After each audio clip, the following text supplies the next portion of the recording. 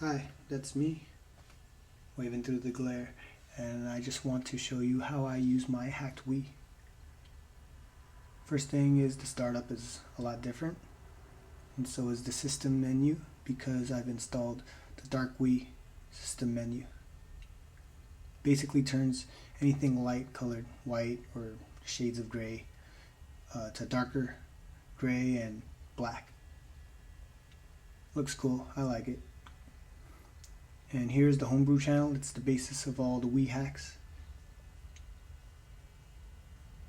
Essentially, it's another system menu, and developers in the Homebrew community could and do develop apps for it. And as you see, I have lots of emulators and some utility apps like that WAD manager there.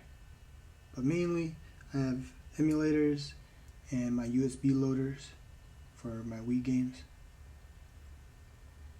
I'm exiting because I don't even really go to the Homebrew channel anymore since I have all my channels forwarding to it.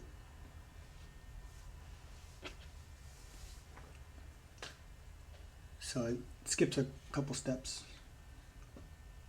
Here's the USB Loader channel, which opens up Configurable USB Loader. It's my primary way. There's also another USB loader, but this is the one. Can't hear it, but in the background I have the Imperial March from Star Wars as my search music. You could change that. I could change that with the SD card. I have a background music folder in there, and I could put any MP3 I want. It loops it too. So this is a very iTunes cover flow-like look, view. You can scroll with the pointer, click left and right, hit up to see the back of the 3D art. Most of them have the backs. Down changes the views, and scrolling is all the same. Here's another view, kind of like the latest Xbox look. Another one.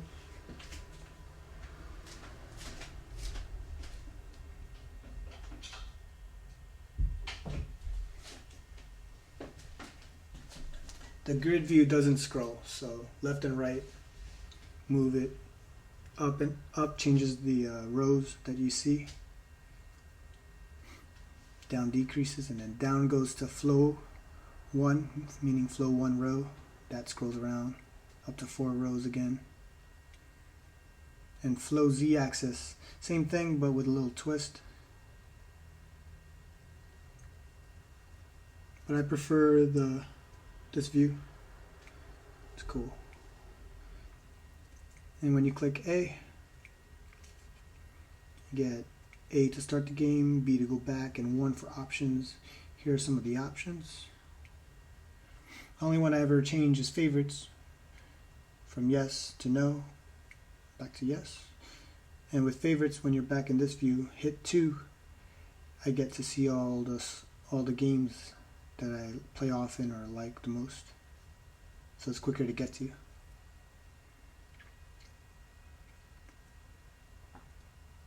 All the other options I never really mess around with because I'm connected component cable, so everything works.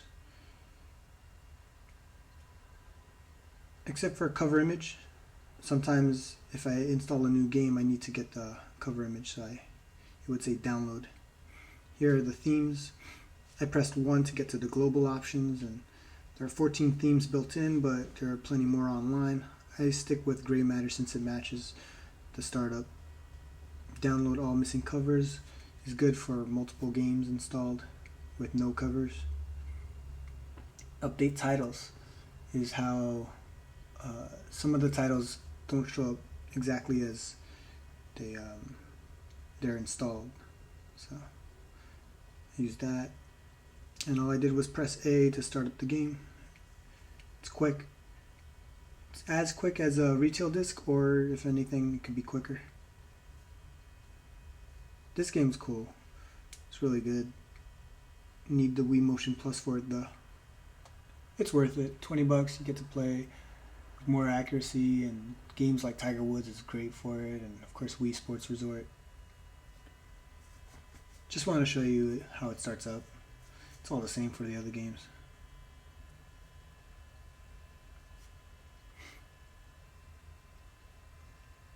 So I play all my games through my hard drive except for music games like Rock Band 2, Guitar Hero 5, and Beatles Rock Band. Because there's a weird bug for the USB loader where downloadable content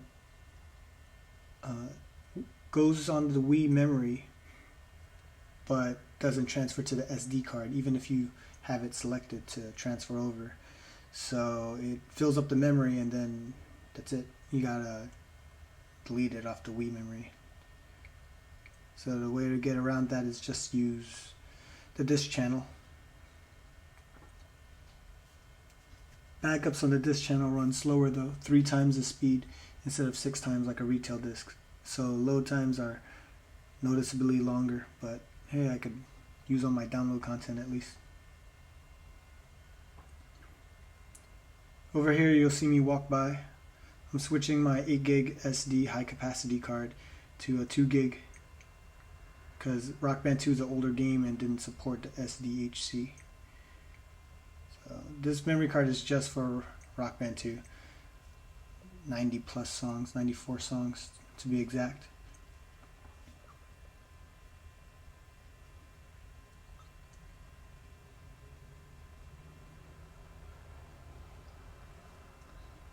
And yeah, the ones with the download arrow are my DLC. Switch it all the way to location so you can see all of them here. I'll scroll up and show you the total number.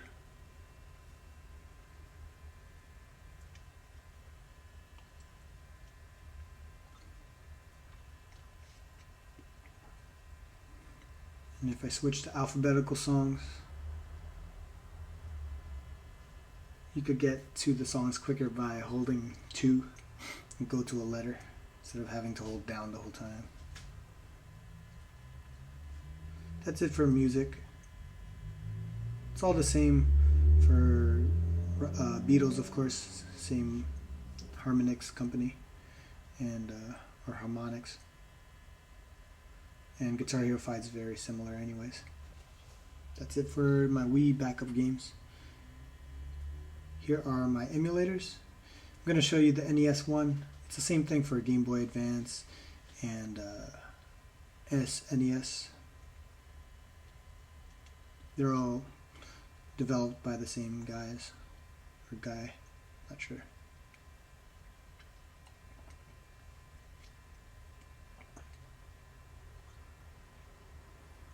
And immediately you see all the games, all of them, US, Europe, Japan. You could scroll around by clicking or go off the screen and use down and up, right and left for pages, so it's quicker.